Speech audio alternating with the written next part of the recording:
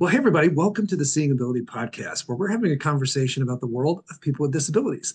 And that means we're going to be talking to a variety of people. Sometimes it's going to be that adult who grew up as a person with a disability. Sometimes it's going to be parents who are raising or have raised kids with different abilities. And sometimes it's going to be folks that support that community. So that might be people who work in education, in healthcare, or in nonprofits. First of all, we know you're busy and you have a lot of choices when it comes to listening. So thanks for tuning in to our podcast today. I think you're really going to enjoy my guest, Dr. Matt Holder. I'm going to have him introduce himself in here in just a second. But Matt, first of all, welcome to the podcast. Yeah, thanks so much. It's great to be here. We always like to start off just getting to know our guests kind of more on a personal level outside the disability world. We call that the Fast Four. It's brought to us by my good friends at Reliable Tech Help. So for your tech needs, reach out to them at 502 797 7399. First question up is always, what is your favorite food? I have to say, I was born in Southern California. My favorite food is a burrito, and pretty much any kind of burrito you can think of. But if I had to survive on one thing for the rest of my life, that would be it. Fantastic. If we were to get a hold of your playlist, what kind of music would we find?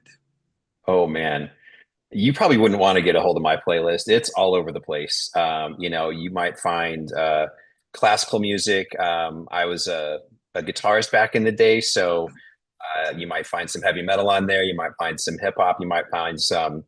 Um, you might find some random country. You might find some old school Elvis. You just never know what's gonna I pop up like on it. it. So you've got everybody listening because you basically hit all the bases there. I like that. Yeah, All right, there you go. number three. This is a guilt-free zone. So tell us a show you're watching, a movie you've enjoyed, a book you're reading. Well, I've got to say, I've got two girls, so most of my media consumption sort of runs through that lens. So, funny enough, most of what I'm watching when it comes to movies are things that are fit for 7 and 11-year-old girls. It involves a lot of princesses. We just watched Mustafa yesterday, which actually was a great movie. So anything that Yeah, makes them happy makes me happy. yeah. I think most parents can relate. My kids are in their 20s, so we had the High School Musical phase where we were Oh yeah. watching all those movies. We even, I dare hate to admit, had a High School Musical party with kids in the neighborhood that came over. So yeah, we all have those stages in parenthood. Okay, number four, a bucket list destination that maybe you haven't been to or you love and would like to go back to. Either one. Well, I've my previous life, I spent a lot of time with Special Olympics. I've probably been to 40 countries or so. So I've been around the world a bit. My wife is from Mexico. I'm going to give you two. One, I think every person needs to hit is actually outside of Mexico City in a place called Teotihuacan, which is the pyramid of the sun and the moon out there. If you're familiar, I just found that to be so fascinating. It was actually one of my first international trips. For me, the place I haven't been that I'd like to go to that's on my bucket list is Mongolia. I got close to there when I went to Kazakhstan one year, and I've been to Korea, which is kind of on the other side, but haven't been to Mongolia yet. So that's on my list. Fantastic. Well, again, thanks for being here today. Now, you mentioned background with traveling with Special Olympics. Obviously, your work today has a different chapter in your intersection to this world of people with differing abilities. So, for listeners who don't know much about you or your background, tell us about kind of your perspective and your history relating to this world of sort of disability care, disability advocacy.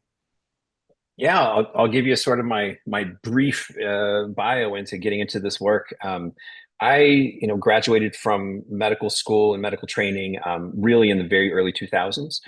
I was on the path to doing straight internal medicine, and I found it kind of boring. I thought it was very cookbook, like I had to always follow the recipe, and I kept seeing the same things over and over again. And I think my outlook on medicine and health has always been very holistic, and in some sense, my what I kept seeing was, people who were almost victims of their own lifestyle choices, just kind of not chronically not making the right things. And I just wanted to see something different. Anyway, I was just sort of dissatisfied with medicine. And along Mm-hmm. came this opportunity from Dr. Hood, who is my business partner and stepfather. So, but he had been involved in the IDD world. And he said, have you ever thought about working with this population? And at the time I said, no, I know nothing about this population. We didn't learn anything about it in medical school. I had one lecture that I still recall to this day, which was fantastic on Prader-Willi, but that was pretty much it. And so I was like, well, that's different. I hadn't ever thought about it. What do I do? And she said, well, he said, well, the Surgeon General just had this big conference, and there's a lot of attention coming to this now, especially in the world of adults with disabilities. There's this whole deinstitutionalization thing that's been happening for a while, and you didn't learn about it, and neither did any of the other doctors out there. So healthcare isn't so good. Maybe you could put your talents to this. And I thought, well, that's interesting. Let's learn about it. So he arranged a meeting, and we actually, at that time, Special Olympics was starting to launch their Healthy Athletes program, which is the largest public health program in the world for people with intellectual disabilities. And it was kind of in its formative phases still. And I got to meet with their chairman, Tim Shriver, who was really a great guy, and had a family connection also with disabilities. Um, and he just we started talking about healthcare, and I was just came away very inspired from the conversation. And I thought, this seems okay. This seems kind of like why I went to medical school in a sense. I wanted to help people, Mhm. didn't exactly know why, but it just sort of resonated with the right thing to do. And um, effectively, they asked me, hey, do you want to get involved in a project? And I got involved in a project. We started up an academy called the American Academy of Developmental Medicine and Dentistry, that the mission was to train physicians and dentists how to care for this population. Mm. And so we started that. And then about 3 years later, the Special Olympics asked me, they said, our main medical guy is retiring. Would you be interested in working with us on a more sort of permanent basis? And so I became their global medical advisor. And I did that work for 16 years. Um, and all about that same time, I we Dr. Hood and I started a clinic that was focused on this population. And so kind of for about 10 or 15 years, I did three jobs all at the same time, which was global medical advisor for Special Olympics, executive director for AADMB, and kind of CEO, founder of this clinic that we started.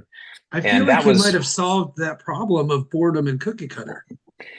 yes. I mean, oh my gosh, did I? But you know what? Here's the thing. I will tell you. And I don't tell a lot of people this, but when I first decided to get into it, I had my medical degree, I had my master's degree in business, and you would think that somebody like that would have an extraordinary income potential. But when they decide to get into the world of IDD, and there's no verifiable career path in that yet, Right. I lived below the poverty line for 3 years, trying to figure out how I could work in this field in a Mm. way that would make it better. And Right. so it's kind of an interesting thing. And believe me, that also solved boredom, because, there's nothing that sparks your creativity like the threat of being hungry. But so we just kind of, I set myself on this path, and learned from all of those things. And, here I am today, still trying to change the world, still trying to change the system, still trying to improve the quality of healthcare for people with IDD. I mean, that's been my life, my entire career. I love that. What a unique perspective. So the clinic, the original clinic that you and Dr. Hood got involved with, tell us a little bit about your approach to medicine and how it might have been different than traditional delivery. Yeah, we started off very much the way anybody would start off, who'd come from medical or a dental background, which was you'd apply what you had been taught and the standard way you've been taught, and then you learn all the reasons why that isn't always the best thing to do. What I started to figure out pretty early on was that because so many of our folks with IDD, because of the communication difficulties that they might have in terms of being historians and telling you what's going on with them or what their medical history is like and all that, because of that, you're relying on somebody else to tell you.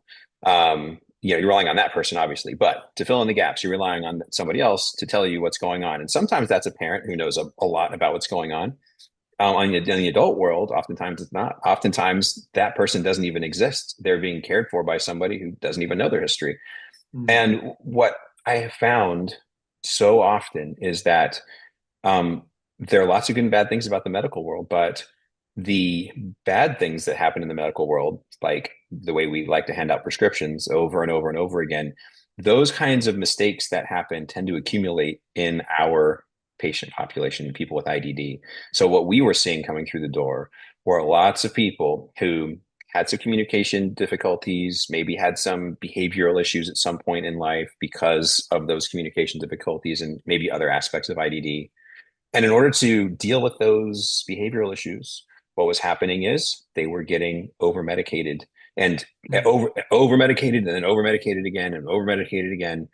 And without the system actually actively looking at and treating what was going on with them. And so because of that, um, that really shaped my, again, I kind of come at this with a holistic view. What I started to realize was we have to undo a lot of really bad medicine and a lot of really bad healthcare um, in order to give these folks a fighting chance to have, to live the best life that they can live, that mm, frankly is being impeded by what the medical system's doing to them now. And we had the unique perspective of looking at their future and being able to look at, okay, if I put you on these medications, here are the very long-term side effects that are going to happen. If we can figure out how to get you off of those, then I could probably prevent something bad happening to you 30 years from now if we can maintain that. And so that was sort of the lens that we really took in trying to provide care to this population. I love that. Now, you've had a front row seat, obviously, to a whole lot of people that support this community, and you've met all these families over the years. A really common part of the story for most families is that we sometimes I call it the curveball, the fork in the road, where they get a diagnosis and they realize, hey, they've got a kid that's on a different path, and all parents want to support their kids. What lessons have you seen or observed for people to like kind of deal with the range of emotions that come in that stage and also learn how to move through it to be help their kids become their best selves? Boy, I'll tell you, it's a great question, and one that I actually lived through personally. So, 10 years, maybe 15 years into my career, I'm supposedly an internationally, known expert in IDD and all this, but I'm not a parent yet. Or I am a parent, and my 3-year-old daughter gets diagnosed with autism. And suddenly I my entire world changed, and the perspective of that changed as well, because it Yeah. was one of those things. It was a curse and a blessing. I'm like, in some ways I know too much, and in some ways how little did I know. um, you know Mm, and yeah. and um, and so from the parent perspective, I guess, and now my daughter's 11 years old, so it's been a while now. Those first few weeks, months, years are um, they're scary. They're a mystery. Everybody's telling you there's something wrong with your child. Everybody's telling you, and sometimes it's not obvious. Mhm. There are, of course, one thing that's difficult is every parent's journey is different. Mm, I've worked with parents who have, I guess I would say, very complex children, and they might be in a wheelchair or ventilator dependent, or what was going on with them was obvious from birth. And then we mhm. have other folks who, like my daughter, who honestly, I was in the field and I didn't even really think there was much going on, and then we got the Right. diagnosis, right? Um, what I'll never forget, the CEO of Special Olympics Kentucky. I was telling her, I was working with her at one point, and she said, I don't know what words of advice I can give you. What I can tell you is that she's going to surprise you. Don't put her in a box and think that the box that everybody else is trying to put her in is the end of the story. She Mm, will surprise you, and I think about that all the time because it's 100% true. Now, for me, I had always, and so what I would tell people is a different path doesn't mean no path. It's just a different path. Um, right. and so yes, and also you don't actually know where that path is going to go. You will still have great times with your child. You are still going to have lots of great memories. Your family is still going to love that child. Your child still has a future, and it don't don't read too much into the diagnoses. And the most important thing is just to love your child, be positive, uh, and recognize that they don't necessarily even know that, like their life is their life. They don't know a different world Right. than what they are. And so, your job as a parent is to help that person, whether they have something you recognize as a disability or not, to become the best version of themselves that they can be. So your job as a parent actually doesn't change. You still have to do that, whether you have a neurotypical child or not. You still have that job to do. So do it. And it doesn't mean there's not a little bit of grief and worry, and you're probably scared about more things, and question marks and all of that stuff. But at the end of the day, you're going to have that for your children no matter what. So, just hang in there and be the light for your child. That's all I can say. Yeah, powerful advice. So, having experienced it personally with two girls, and you work with so many families, there's an impact on the family of having one or more kids that have these extra needs, medically fragile, medically complex disabilities, therapies, surgeries, doctor's appointments. What have you seen in that realm, and what advice do you give parents when they're kind of juggling? They're worried about the other kids and meeting everybody's needs. That's a tough one. I've certainly heard over the years, and I've heard this from siblings. Again, I work with a lot of adults, so a lot of the stories I get are sort of the end path of Hmm. all of that raising and all the sibling questions and all that. Um, I will say it is a common difficulty among the neurotypical children that they feel that the child with a disability got all the attention from mom and dad. So on one hand, like, and I'm not saying don't pay attention to your children who have disabilities. Obviously, you must. But there is sometimes there's a sibling thing that happens, which I think is difficult to guard against. Hmm. And so, because sometimes those needs become all encompassing, depending on what's going on with the child and how Sure. disabled they are, and how significant their needs are. That can be very, very time consuming for parents. And so I think trying to be cognizant of that, trying to still make those things, every milestone as special as it can be for all of your children, trying to treat them as equally as possible, I think is something that you have to really focus on. Um, and I think that's to try to achieve some balance there. I will say there's a lot of family stress that happens when you have a child with disabilities. Spouses, they need to be on the same page. I mean, look, when people ask me, and this is just a difficult reality, but when we opened up our recent clinic in Nashville, one of the things they asked me was, from a business standpoint, who's your marketing demographic? I said, middle-aged single moms. And the reason I said Mhm. single is because there's the divorce rate is very high. A lot of families, this type of stress can be very difficult on couples. And I think it's really important that the family, the husband and the wife take time together.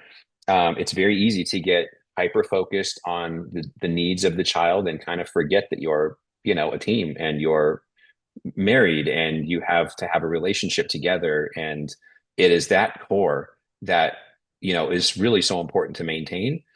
And so, if I can give some advice and all of that, the therapies and all of those things and all of the additional needs that you might have, they're not going away.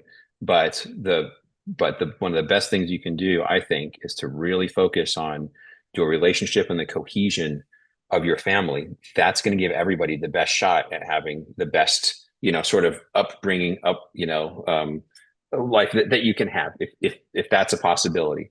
And if not, then sometimes one spouse is not willing to go there, and that's a difficult thing.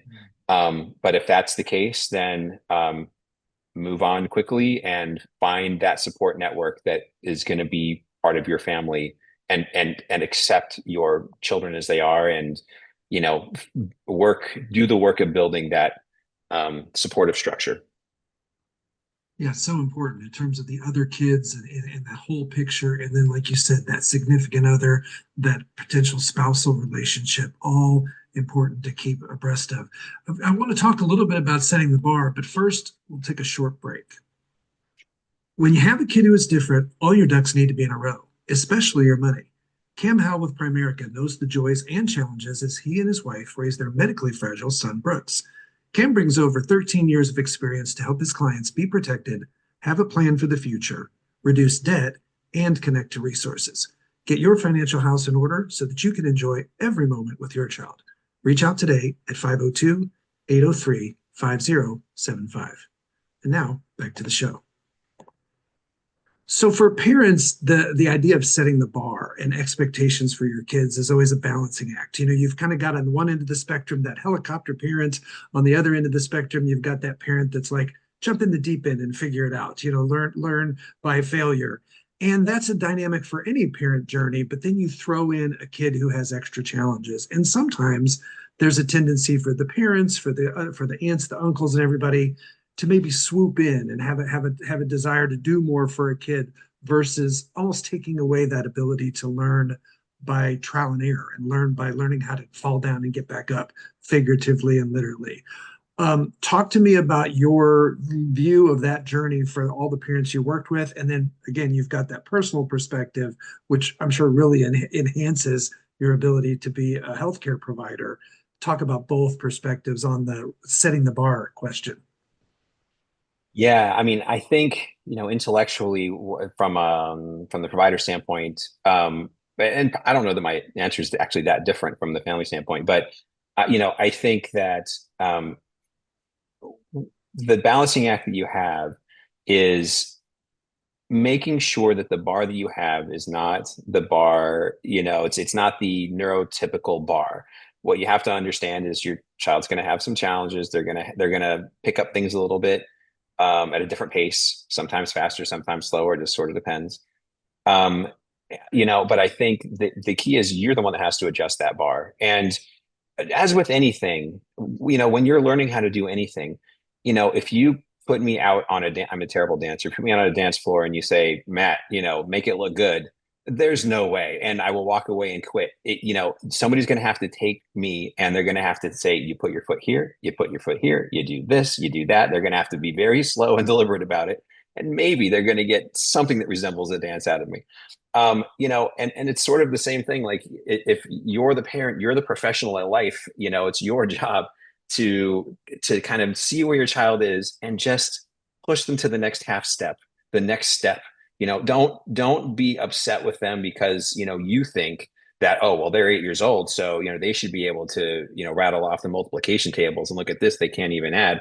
Like don't think about that. Don't think about where they ought to be. Think about where they are and think about what the next step is, and just take your time and get to that next step.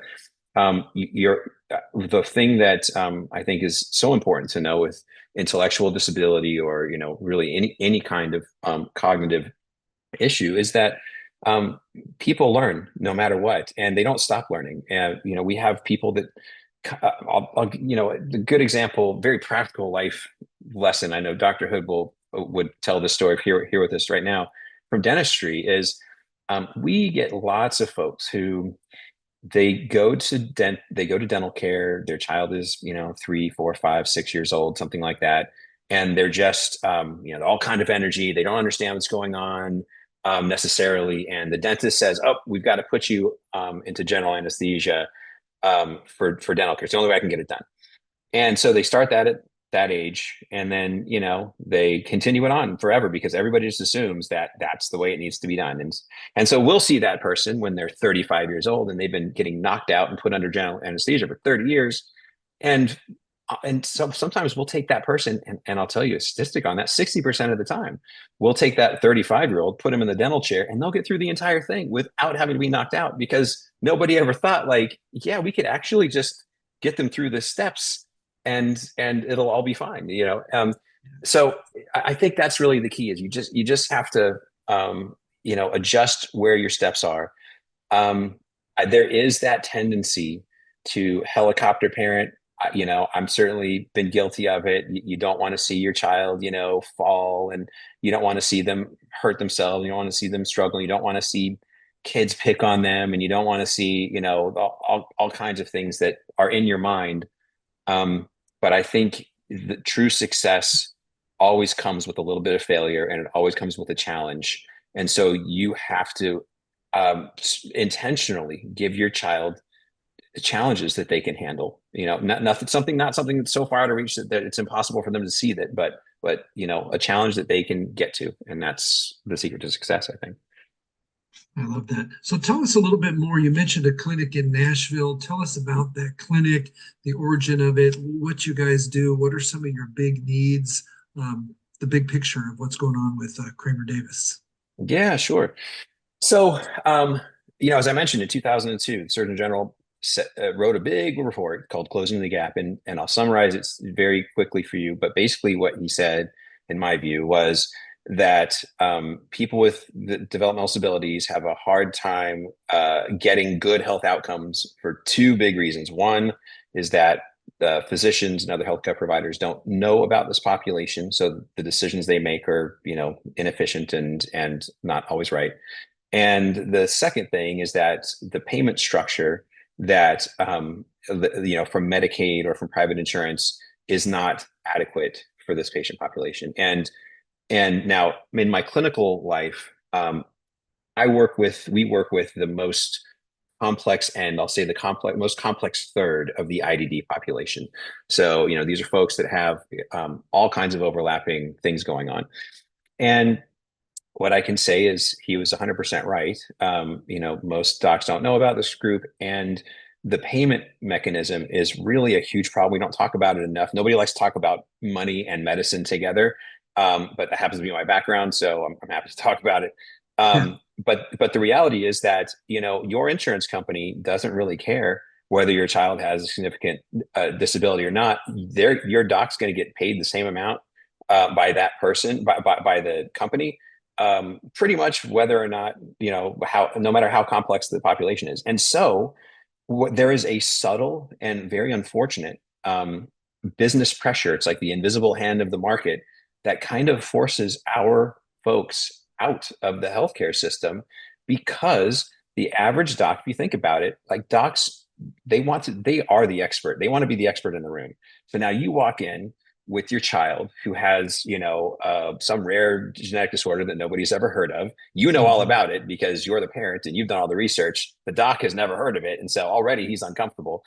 And now he's got to spend all this time trying to figure out what's going on. And he's not getting paid for it because the insurance company is only going to pay him so much, and it's going to take him 3 times as long. That's a really complicated thing. And what ends up happening as these folks get older is they find their way into systems that okay, well, the doc may not know anymore, but they're going to run the patient through as fast as they can and just provide whatever they think is the thing to do. Like I said, that doesn't work out well for the patient, but it's the only outcome that our system can provide the way that it's set up. Um, Mm. so what we decided to do is, and we recognized this very early on. I'm talking 20 years ago. We recognized that it is the financing mechanisms behind healthcare that produce the bad outcomes for our patients. The doctor knowledge piece of that. Look, if a family member said to me this once, if you could be a millionaire by taking care of this patient population, a whole bunch of doctors would know a lot about this field, right? Mm. So the knowledge thing isn't, it can solve itself. It's the fact that we haven't done our homework on terms of how to properly finance it. So we set out to try to solve this problem. And we first opened up a clinic in Louisville called the Lee Specialty Clinic, and that is actually funded by the state. That helped us solve the financial problem because we now could deliver the quality of care that we wanted to deliver, take as long as we needed to deliver, and not worry about the dollars that were involved. So that was really how we developed our special protocols. Our clinic delivers, primary care medicine, dentistry, psychiatry, PTOT, speech, ophthalmology, audiology, about 18 different healthcare disciplines. kind of all under the same roof, all talking to each other, all focused on this patient population, and all without the same financial pressure that you would expect in some other type of environment. So Mhm. we really spent a lot of time learning how to deliver the right kind of care, being very outcome focused. But that was with a very special sort of government contract. Now, what I realized was about 10 years into this, what we realized was that by doing this, we were saving the system a ton of money. We didn't actually realize it for a while, but what we realized was we'd have these stories where we'd have a patient who had spent 2 years in the hospital at a cost of probably $2 million, right? And everybody was at a loss of what to do. They would come to our clinic, we'd get to work. The next 2 years, the only thing that would happen is they'd go to the emergency room twice, right? So right there, one person, we saved the system $2 million. Boom, right? We almost paid Wow. for our program. We keep people out of institutions, and in Kentucky, that's the minute somebody goes from community living to institutional living, it's probably a $400,000 per year endeavor difference in their cost of care. So if we keep people out of the institutions, we're saving a ton of money to the healthcare system. Now, in my view, if that's the outcome that's going to happen, then why wouldn't we want to spend some money on preventing that stuff from happening? Mm. And because spending money on prevention saves something much more expensive later on down the line. I'll give you one more example. So when we opened up in Nashville, our focus was, okay, we think we're saving the system a lot of money. What else do we need to look at? So what we started to realize was when you prevent things from happening, you get people off of drugs that have side effects. You're preventing things like aspiration pneumonias, inpatient psychiatric admissions, ICU admissions, hospital admissions, like the very expensive end of healthcare. And so we opened up that clinic with the idea that we can have a focus on prevention, primary care, this sort of transdisciplinary model that we have, and we are going to save the system a bunch of money. And what we've realized is we are. And so I can't reveal the numbers yet because they're not quite ready for prime Yeah. time.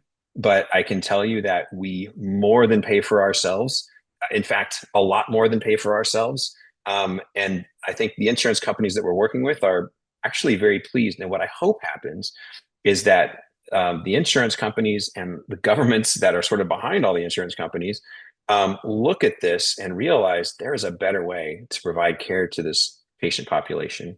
And I think we found it. I think it actually not only pays for itself, but is a good investment from a public health standpoint, and has immediate financial returns. I'm not even talking about the quality of care, which is significantly better.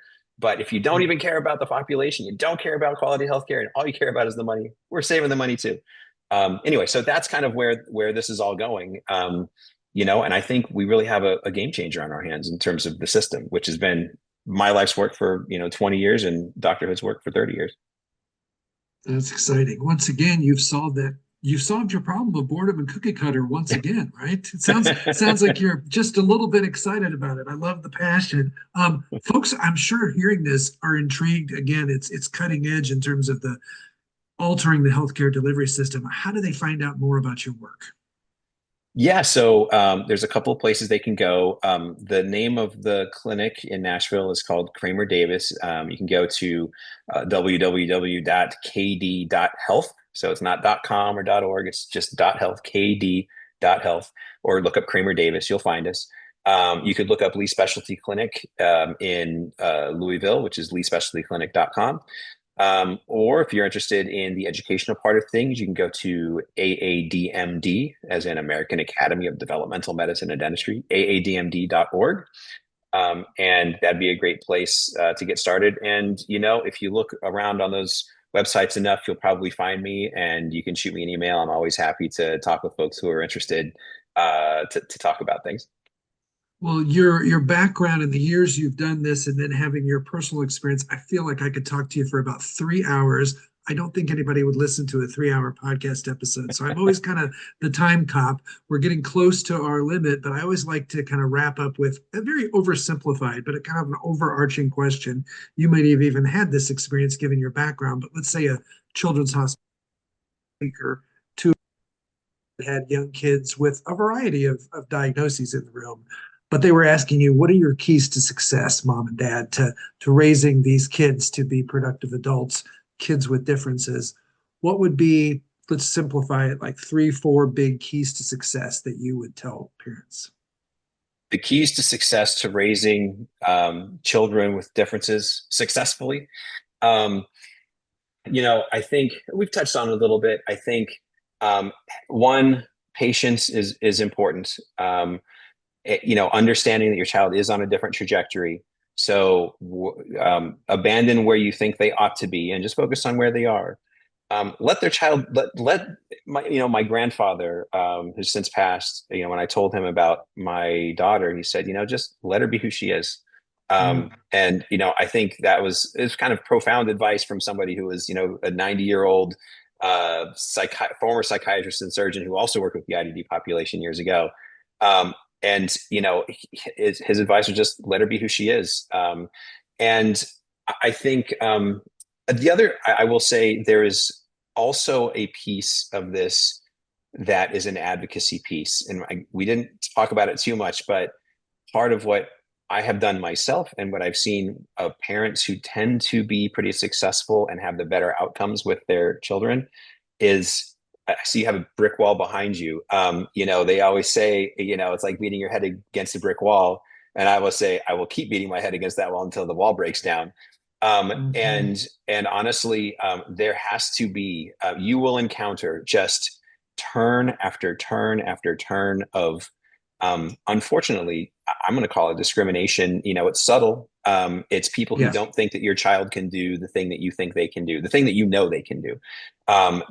It'll be those kinds of sort of stifling exercises that you're going to go through. And I'll tell you, it doesn't necessarily get any better once they get to be adults. You'll run into, you know, um, employers, you'll run into caregivers, you'll run into advocacy groups, you'll run into government agencies, and who will tell you like you can't have this, your child can't do this. Um, you know, and so I think that tenacity, well placed tenacity, you can't be you can't have the claws out all the time, but but when it's time, go to the mat when it's time and exercise those muscles because you're going to need them.